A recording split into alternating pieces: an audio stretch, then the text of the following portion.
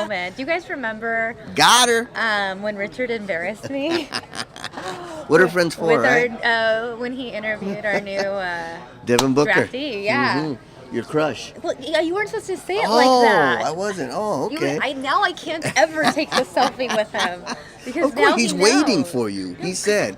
The Suns' top picks waiting for you. Even when I genuinely like someone, they never know. Oh. I act like I'm in first grade. Yeah, exactly. You punch him and run away? Or what Yes. do you do? Well, now poke because it's Facebook. Yeah, there you go. But yeah, I'm excited. There's so many sports stories to talk about. A lot going on, yes. 2 huge interviews that you just did.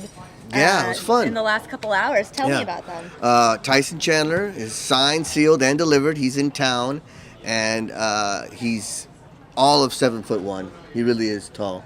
I did a one-on-one interview with him, and he was sitting down. I was standing, and this is gonna be fun to watch. It was cool. It was neat because I could actually look at him eye to eye. I'm like, that's probably gonna be the last time I'll ever be able to see him eye to eye. So yeah, I sent you some pictures showing I'm gonna pull that up right how now vertically challenged I really am. But I'm sure that'll lead to some interesting comments. But yeah, there's one, and there's a second one too. Yeah, he was a really cool guy, and you could tell that, he gets it. He knows what he's getting into. We need to rotate it somehow. Yeah. Oh, there's a way to rotate.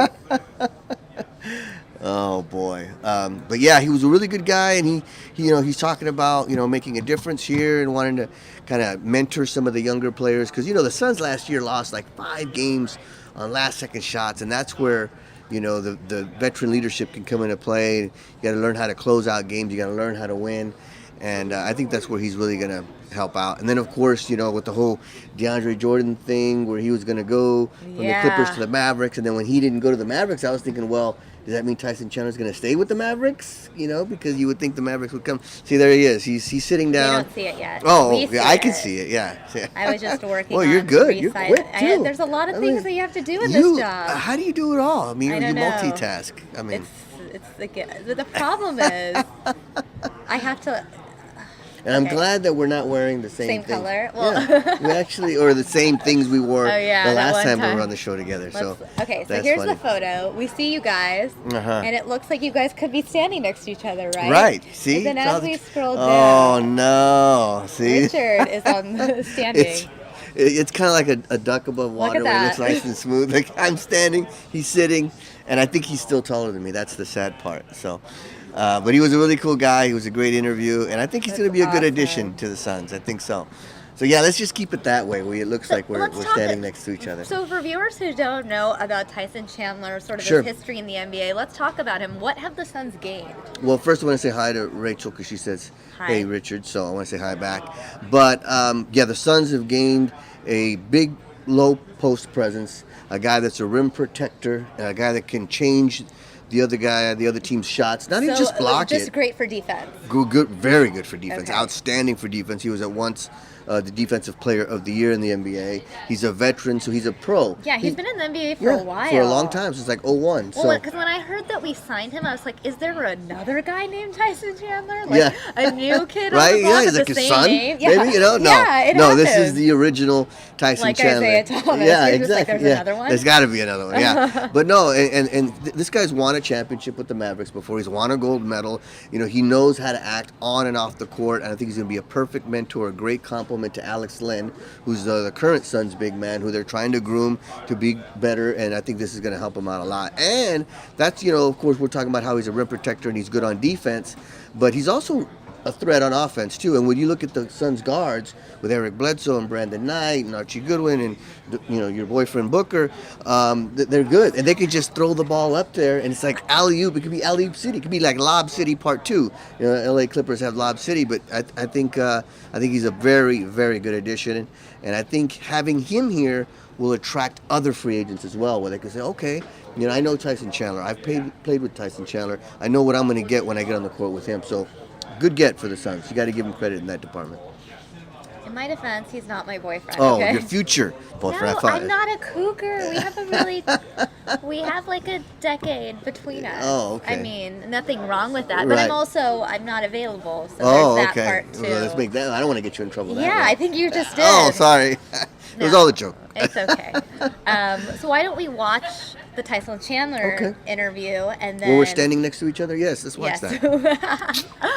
And then we will come back, watch the next interview, and then we have a couple other topics we have to talk about. Okay, yeah, let's do it. So much sports, guys, but they're really exciting sports stories. Right. I picked out all the sports. What do you mean they're really exciting? They're all exciting sports stories. Okay, what I mean by that is I picked out all the sports stories. I didn't come to sports asking what's happening in sports. Well, you know your stuff. But I'm saying these were big for me. Yeah, okay. So I was like, no. So they're really important. They're extra important. I all gotcha. sports is important, but you know what I mean. They're hitting close to home with you. Literally, yes. Which we'll get to in a little bit. So let me find that interview. Where is it? Yeah, he was a really cool guy, I'm telling you. And he's a good interview, which makes it good for us media guys, too. So it's a lot of fun. Hope you guys enjoy it. Tyson Chandler, one-on-one, right after his press conference in downtown Phoenix. The Suns' new big man, looking to be a mentor on and off the court. So he's going to be like an extra coach. And I asked him, I said, are you going to get into recruiting? Because he was kind of trying to help, get certain players here. And he kind of smiled. And he's like, the guy wears several different hats, kind of like you. He does it all. So that's yeah, it was. I think I lost the Tyson Chandler. Did you just delete Tyson Chandler? I didn't. I mean, oh my no, gosh. it's here somewhere, guys. I'm going to find it, okay? And it's funny, one of the things that Jeff Hornacek said that he kind of liked about Tyson Chandler is when, he was talking to him and he's like, Tyson Chandler makes us old coaches feel young because he's played with guys that I've played with, because he's, like you said, he's been around for so long. So it was kind of funny to hear what they had to say about him. So I here found it is. it. All right, here we go. Yay. I didn't actually lose it. I mean, I did lose it. I have no idea where it is in the computer. I just had to search Tyson. And I was trying to Two things came up. Tyson Chandler for web and Tyson Chicken. Oh. Were the things on my computer. Great. Right before dinner, you're going to talk about food. Tyson Chicken. Yeah. Hey, if it tastes good. It does. It tastes good. Okay, so let's watch this interview. You're maybe a half an inch taller. Yes. He's slouching, so. Okay. His posture's not very good. He's got to work on that. Yeah. He was coming down to my level more like it. He was trying to be nice? Yeah, I think so. All right, let's watch. And delivered. Welcome to Phoenix. I know you're not a big fan of free agency. How nice is it to have all the contract stuff out of the way and just be able to focus on basketball for a change? Very good, because I'm a basketball player, at the end of the day, and that's all I want to do. So now that, I have a home and know and understand my future, I'm really looking forward to it. I looked at your highlight reel before you get here. Of course, I've seen you play throughout the years, and it's a lot of alley-oops. And when you look at this young guard group that they have here, how excited are you about playing with these guys? Very excited because, I feel like these guys put pressure on you throughout the entire game. Offensively, they're very explosive young guards, and I feel like, when we get out on the court together, get up and down, it should be very exciting. I talked to Coach Jeff Hornacek about you being a mentor. Coach knows what it's like to win. He knows what it's like to be a professional, and he can tell these players till he's blue in the face. But when it comes from another player who's done it like yourself, how valuable can that be to a team? I feel like it can be very valuable because, in this league, you really respect guys that have done it because, you look at everybody, wants to get to the highest level. And, I remember when I was a youngster, and Scottie Pippen, which clearly I'm nowhere near his ring status, but, I listened and held on to everything he said because he was a champion. And I feel like the young guys around here, everybody wants to win, and they want to learn what it takes to win, and that's what I'm looking forward to teaching them. What is it that you saw on this team that made you say, okay, I can go there and I can help this franchise get over the hump and get them into the postseason? Just the makeup of it. Like I say, great guard play, great wings, and great potential in young bigs. So that in itself, I felt like in watching and playing against them and seeing what a tough matchup they were. And like I say, it was just very difficult for them to close games because they were young, but they would be in the lead, pretty much almost every game. I felt like it's all it's going to take is a few vets to go there and put them over the hump. You say you're a basketball player, but don't sell yourself short. You could be a coach, too. Just tell us about helping out a guy like Alex Len and coaching him and making him better. Just a lot of day-to-day things, constantly staring in his ear and creating a bond. I think, we'll be weight room partners. We'll be, on the court after practice, at night and things like that, just developing and getting better. With bigs, it's all about confidence, and if you believe it when you're walking on the court, most of the times that's what you're going to do. And so it's really just about, it's a lot of mental things. You're a player, you're a mentor. Now we talk about coach. I guess recruiters also in there. Tell us about trying to help some big-name free agents come to the Valley. I mean, the Valley, you know, it speaks for itself. It's an incredible city and great organization. And now, you know, the players are here. I think that was the last piece to the puzzle, was getting the right players here to attract other free agents. And I think that's going to continue for the future. When I got to admit, when I heard about Deandre Jordan not going to Dallas, I was like, oh, does that mean Tyson goes back to Dallas? What was that like, and what was it going through your mind? My phone was ringing off the hook. But, you know, I'm locked in. You know, I made my commitment, and, you know, it seemed like it's getting better and better every single day, you know, once I make that decision. So I'm really looking forward to it, really looking forward to getting out here with these guys. What does that say about you, though, as a man, where you say, hey, man, I committed verbally with this team, and I'm going to follow up on my verbal commitment? Yeah, I mean, he was, you know, DeAndre was in a particular situation, you know, and I can't comment on him because I'm not in his shoes and I don't know the emotions they were feeling. And also in that situation, you know, there's a lot of love and respect for those guys who flew out there to, you know, have that last conversation with them. And there's no real history with him in Dallas, you know. So, you know, the moment I heard that he was having second thoughts and those guys were coming, I knew what was going to happen because, you know, as an athlete and, you know, especially they've been into, you know, many battles together, you know, on the basketball court, you build a bond and a relationship.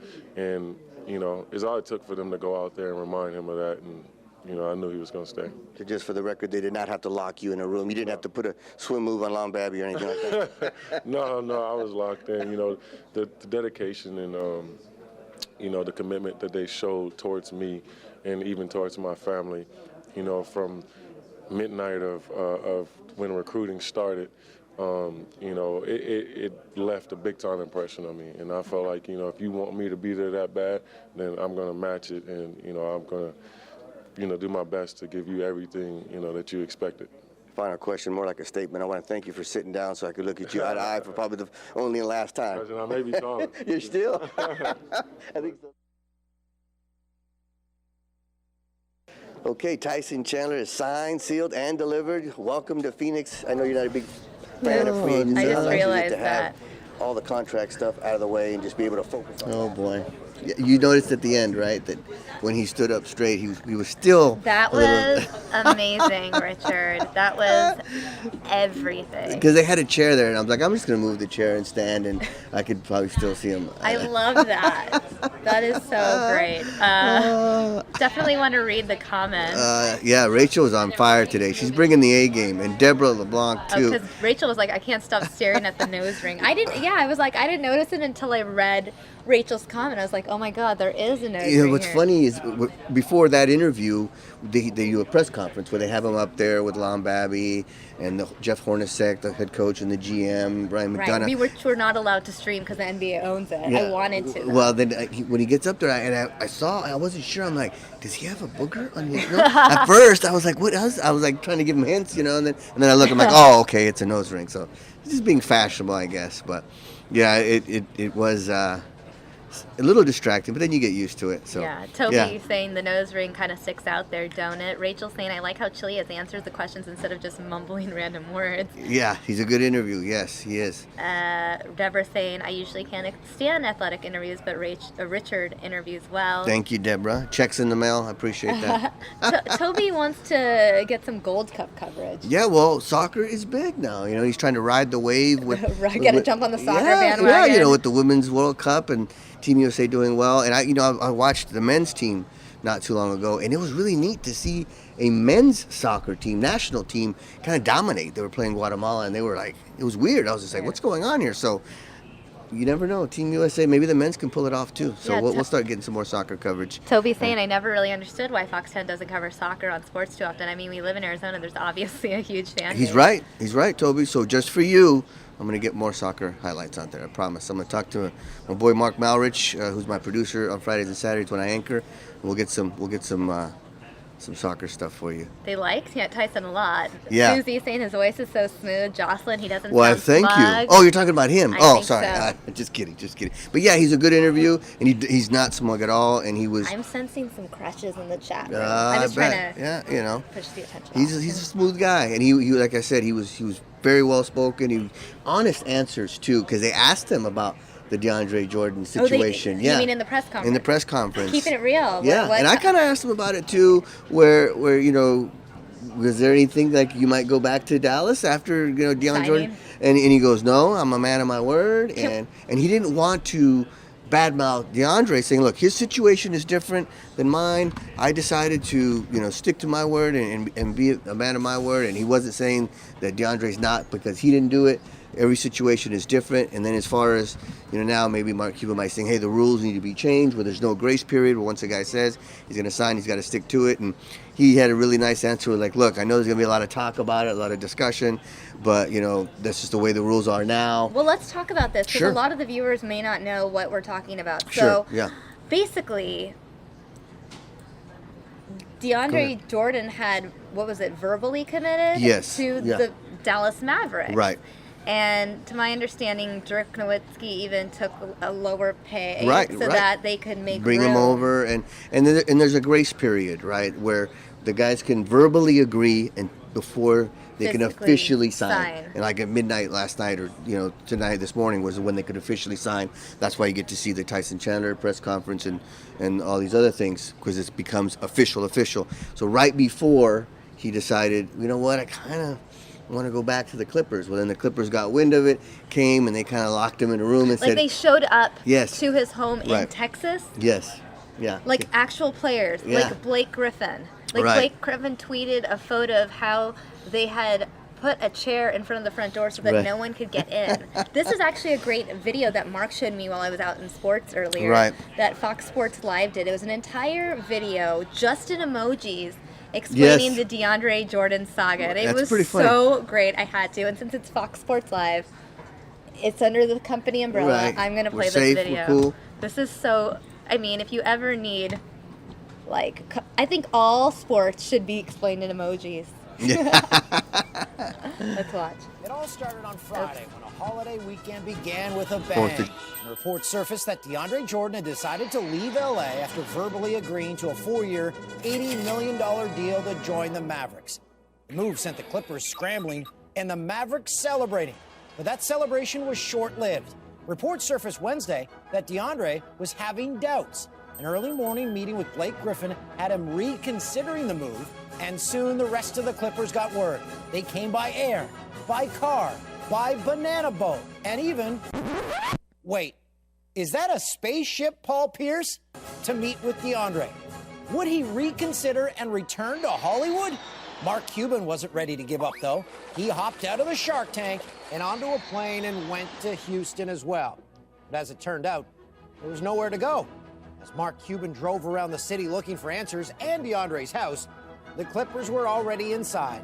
They set up their barricade and played cards to pass the time, all while they waited for the clock to hit midnight. And at 12:01 on Thursday, the news, which had gripped the NBA and left Twitter ablaze, became official.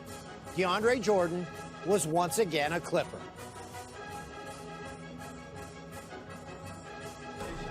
So good. That is really cool. That is super creative. It's so cool. I was like, again, I think any story, and we have this other story from TMZ, which is also under the company umbrella, so I'm going to reference it. It's all in the Fox family. Mark Cuban, DeAndre Jordan blew me off yesterday. So Mark Cuban, whether you know it or not, owns the Mavericks, which was the team that he was supposed to be going to. So according to this article on TMZ, DeAndre Jordan backed out of that verbal deal, would have given him $80 million over 4 years after that emergency meeting with the Clippers last night. Then, and that's the thing is he didn't take any of Mark Cuban's calls after word got out that he was going to sign with the Clippers. Though. And that's the thing is at least be man nice enough to say, it. look, you know what? I changed my mind. I'm sorry. My bad. I hope But just to totally ignore him, that's I don't know. I'll that's be not honest. too cool. If you are in LA or Dallas, I would snatch up those Clippers Mavericks tickets because there's going to be some drama on the court, some booze. They're probably going to have that game on Christmas Day or something, a marquee game. Yeah, it's going to be interesting to see what happens. But, yeah, that's the part where I was like, hey, if a team doesn't like a player all of a sudden, they can cut him, they can trade him, and they don't have to explain to the player. So a guy can change his mind, and I get that. But at least, go back, so. Like, apparently Cuban was calling his phone all day and all night. I guess he went and, sent a message out saying there'll be a time when I detail everything I know regarding the last 48 hours.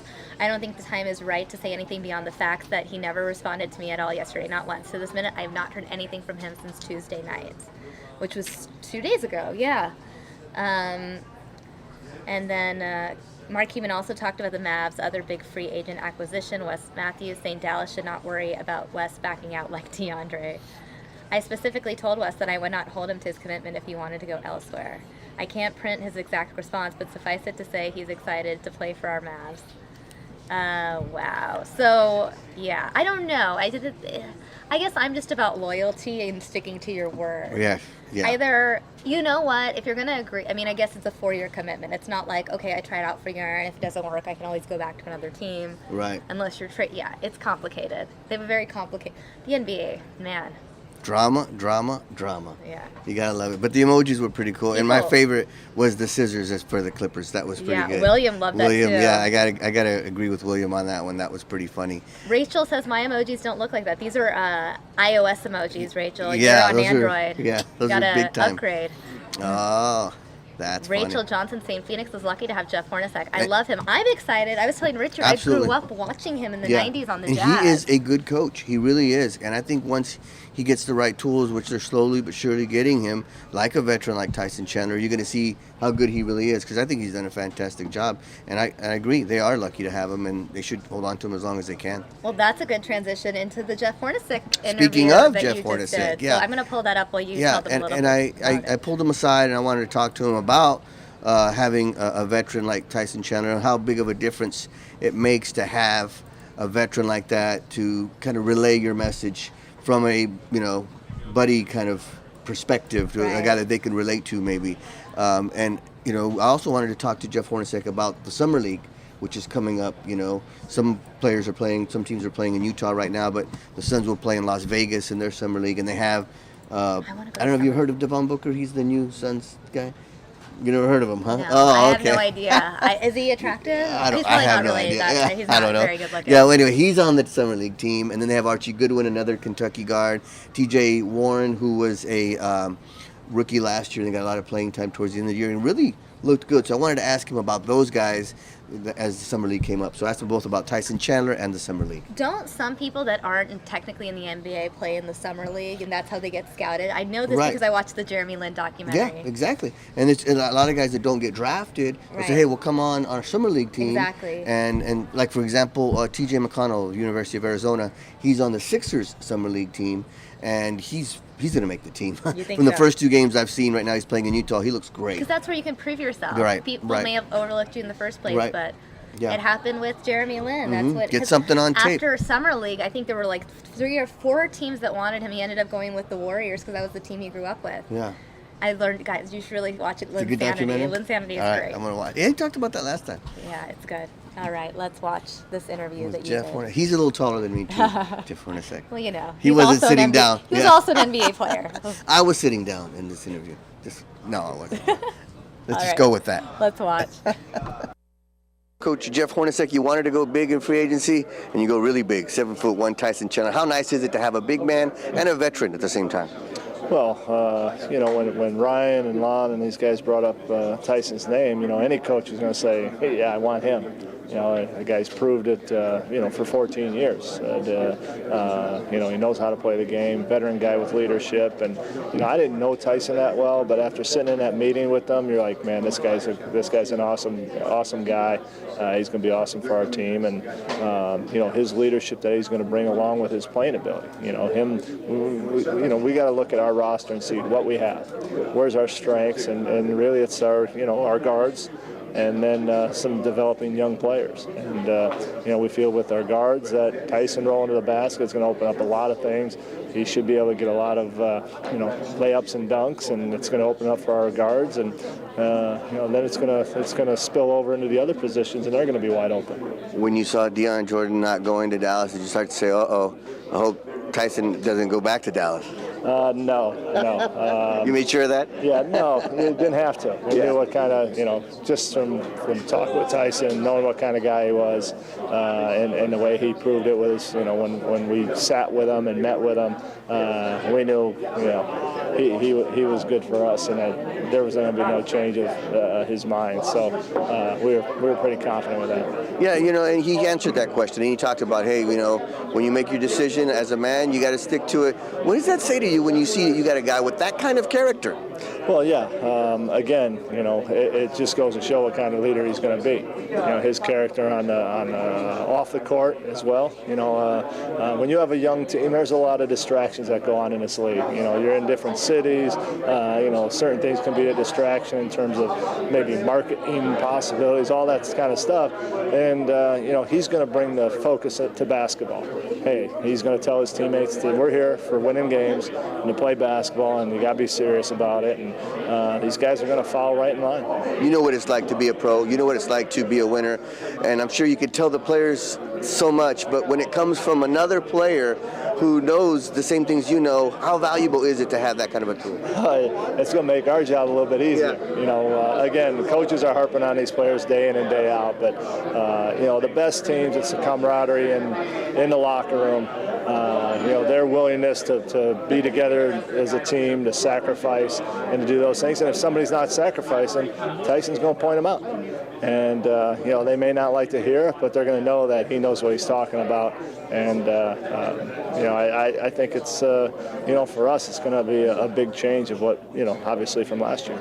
We'll have to wait and see what he looks like on the court for you guys. But right now we can see the Summer League team start to take form. How excited are you to see what a kid like Booker can do and how far Archie's come along, as well as a guy like T.J. Warren? Well, it's big for us because, when you look at our team, these guys are going to be guys that, hopefully they develop where they can be starters. But if they're coming off the bench and giving us significant minutes, we want to see how they can help us win. I think we're past that stage. I think these last 2 years have been about developing some of our young guys, giving guys an opportunity to play that have never played before. But I think we're past that point. Now, we tried to make them better players. Now it's how can those players make our team better? And that's going to be a big focus in the summer with our young guys. We know what they can do. We told them we're not concerned with you scoring 20 or 25 points. We want to see what you're going to do on the court that's going to help our team win during the year.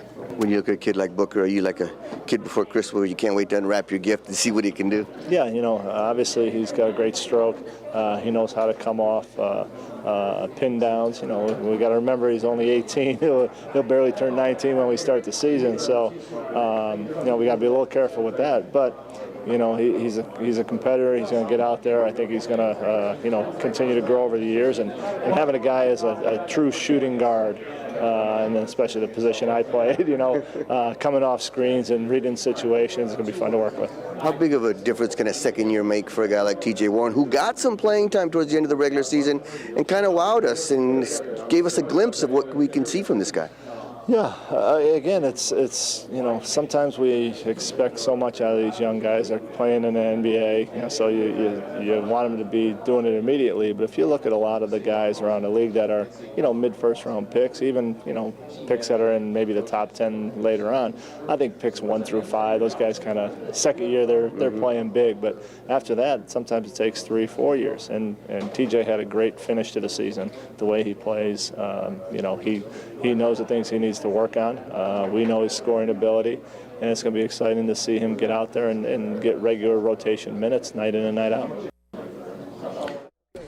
All right, that was a good interview too. Yeah, he was a good guy. I appreciated talking to us, and I'm excited to see what this Summer League team can do. And of course, we had some pretty interesting comments. Somebody said this interview needs an emoji. I thought that was pretty cool. I have some pretty cool emojis. I emailed you one. We also had some questions. I think it was Deborah asked me if I played any sports growing up. I played them all. I played every sport. I wasn't good at any. That's why in my you decided my to Twitter cover. handle is @rsaenz Fox10 @RSAENZ Fox10. In my bio, I put decided to go pro. Decided to become a sportscaster when I decided not to go pro, and that was in 7th grade. And I realized, I don't know, Yeah. When I was on the football team and they had me sharing helmets with Carl Redding, and they didn't have enough helmets. They're like, just let Saenz and Redding share. That kind of told me I wasn't a focal point of the offense. You know what I mean? I'll never forget. I went to try out for basketball my freshman year, and I'm sitting there and I'm lined up. I look, and there's this big, huge guy like Tyson Chandler's size. At least it felt like that to me. And I go, man, what grade are you in? And he looks at me and he goes, I'm a freshman. And I was like, okay. I played. It just wasn't very good, but I had fun. It was good. So you just sent me this Yes, emoji. this should be the emoji for the interview. It should have been. I think it would have been perfect for it. Like just That's awesome. talking hoops with Jeff Hornacek. You have a... Oh, no, wait, they can't see it. I just can't see it. realized. Oh, there it is. Yeah. I was like, See, talking hoops. That's for great. you, Deborah or Rachel. I can't remember who it was that. that wanted the emoji. Yeah. So, and then I think Rachel asked me what was the best Suns era. That Barkley time was really tough to match. Plus, they went all the way to the NBA Finals, and they gave the Bulls a run for their money, and it was one of the best series of all time at that time. Mm-hmm. And so I think that one's like 1A, and 1B was the Steve Nash back-to-back MVP years. That was when it was really hot, and they were so exciting, and it kind of set the blueprint for the Golden State, team that won it. Steve Kerr kind of took what they did here and just added a little bit of defense and his own little touch to it, and it worked. And I think it just proves that style can win a championship. And back then they were saying, well, they can't, and I think they were just running into some really good Spurs teams back then with guys like Bruce Bowen and some defensive specialists and stuff like that. We are killing it with the transitions. Oh my goodness! And speaking of Bruce Bowen, and speaking of Bruce Bowen, that is our next topic. What? Wow! You are just unbelievable. Can I just say the transitions today, fire. the segues? But, oh my god! Yeah. So speaking of Bruce Bowen, former San Antonio Spur, who gave poor Steve Nash fits when they played each other, he's still making plays for the Spurs. Why? Technically, I was really confused because I went on social media today. And you're close to Twitter. Bruce Bowen in a certain way. Whoa, that sounds really inappropriate. I went on social Emotionally. media. I went on Twitter and I saw that Bruce Bowen's name was trending nationally, and I was like, what did he do? Yeah. Hopefully he's not dead, because usually people trend when they're dead. Sorry. Too soon. Well, not, But, he's still alive, so it's too soon. And apparently everyone is loving Bruce Bowen, giving him props, because his jersey, because he was a key player on the San Antonio Spurs for a number of championships. Yes. And Bruce Bowen, his jersey is retired, number 12.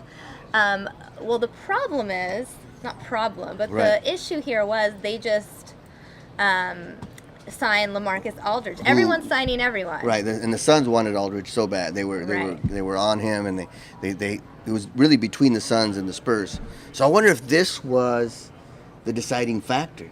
Whether he could actually be number 12. He's like, well, I won't go unless I get my number. And they're like calling Bruce, look, we need you to take one for the team here. Right.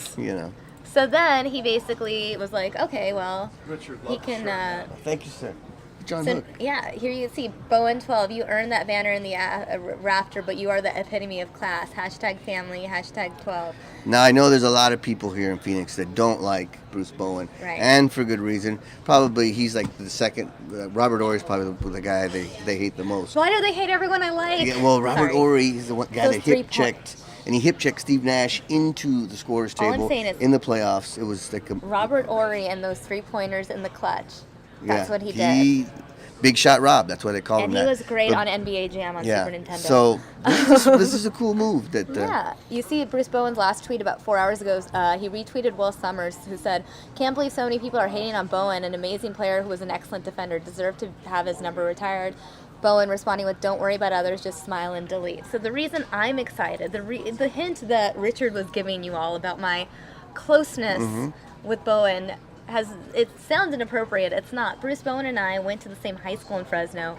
Obviously different years, Yes. but I met him once in the principal's office. He was visiting his aunt who worked there, and I was like a senior, junior in high school. What were you doing in the principal's office? Were you in trouble? No, it was like, you know, transcripts, applying to college, whatever, something like okay. that. And then Sure. fast forward years and years later, and I had tweeted something, and then Bruce Bowen started following me, followed back. We started DMing and, you know, talking about broadcasting and Fresno and all of that because we have the same hometown. And then when he was in LA, because he comes out to LA, because he went to Long Beach, I believe, Cal State Long Beach.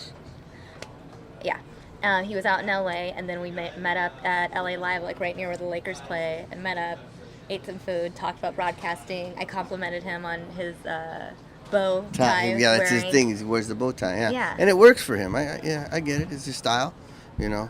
So that's. So are you going to get him on the show or what? Well, I don't know, because I don't know if he's. I mean, he hasn't tweeted in 4 hours. And Right. that's the problem. And I DM'd him like 2 hours ago. I'm assuming he will respond. Maybe we could talk to him tomorrow, just randomly. Be like, Sure. hey, it could be fun. Yeah. That's funny. You would join me for that, wouldn't you? I would be interested to see what he has to say, and I wonder, you know, because a lot of times when a new player comes to a team and another guy that's currently on the team, especially in football, has that jersey number, he'll say, hey, you know, I want that number. And he's like, well, what's in it for me? And they'll say, well, you want a trip to Disney or you want, you know, a cruise to the Bahamas for you and your wife? I'll pay for it. So I wonder if Aldridge, now that he's making $80 million, is going to give Bruce Bowen a little something for the number. For the you jersey? know, Maybe something that in the like either 12,000 or 1,200 or 12 million because it's 12. I got you. Or 12 bow ties. 12 bow Something, ties. yeah, Really I don't expensive know. 9 bow ties. Yeah, though. exactly. Something like that. So Rich yeah. saying, good man, I respect him because he's 100% local. Oh, Talking about Dan Marley, Yeah. who stayed here, I think. is that what they're talking? That's Let's what- see. I'm I not don't sure, know what but I know they're Dan talking Marley's about. came up Nash. as far as Dan Marley. being, you know, coach with the Suns, and then somebody said he's coaching now at Grand Canyon, Yeah. and Dan Marley is a great guy, and it's funny, Dan Marley, I used his name during the NBA draft when Porzingis got drafted by the Knicks, and everyone was like, boo, and they were so distraught. Well, that was the same situation when Dan Marley got drafted, and Cotton Fitzsimmons, who was a coach at the time, said, you're going to regret the day. It was You like one of booed the him? best sound bites. It's still like, it was like, you're going to regret the day you ever booed this guy. And sure enough, now he's just like, everybody loves Dan Marley. And for a good reason. When I was a child, and I'm sure many other children or people out there who didn't know, Dan Major League. That's how I would say his name. Oh, yeah, because the way it's spelled. Yeah, it's sure. Like, oh, it's Dan Majorly. Yeah. Majerle. He has a handful of sports bars around town. Yeah, too. it was funny because he said, I had a buddy of mine visiting. I'm taking him around downtown. That's and the showing him- tourist attraction. And he goes, what is Dan Majorly? And I'm like, no, that's Dan Marley, dude. He was like one of the best players. I'm saying So- if you're a sports fan, though, when you come to Phoenix, that's a great, Yeah. tourist. When I first moved here, I got excited. I was like, oh, how cool. Yeah, and every once in a while you'll see him there, so. Yeah. Rachel saying you can't touch Nash until he went to LA, then he lost his magic powers. Then I know. Well, yes, but I don't blame Steve Nash completely for that, and I'll tell you why. Because Steve Nash didn't go to the Lakers as a free agent. He went in a trade. He couldn't go to the Lakers as a free Right. agent. The only way he could So go it's not his fault, was is if what the you're saying. Suns. Well, the Suns sent him to LA. So it's That's the just like, Suns' fault. if I, you know, I see why the Suns did it too. They were taking the emotion out of it, but Rachel and I are still like, how could Steve Nash go to the Lakers? You know, but at the time, I think, you know, the Suns were saying, look, we want to get something in return. If he goes to Toronto or the Knicks, we're not going to get anything. So at least we got these 2 draft picks, and one of the picks was Archie Goodwin. So at least the Suns had a business mind instead of an emotional mind when they made that decision. So, but I remember that, and it was 4th of July, and I'm like, I felt like the Godfather, like Fredo, you broke my heart. How could you do that to me? There's a emoji for that. Is there really? A broken heart emoji. Oh, I thought you meant for Fredo. I was like, wow. All right, Richard. Well, thanks for hanging out and Yes. giving me this huge sports update. It was fun. I It was appreciate fun. We'll do it again. All right, thanks, guys. In due time. Later. Thanks, Richard. All right.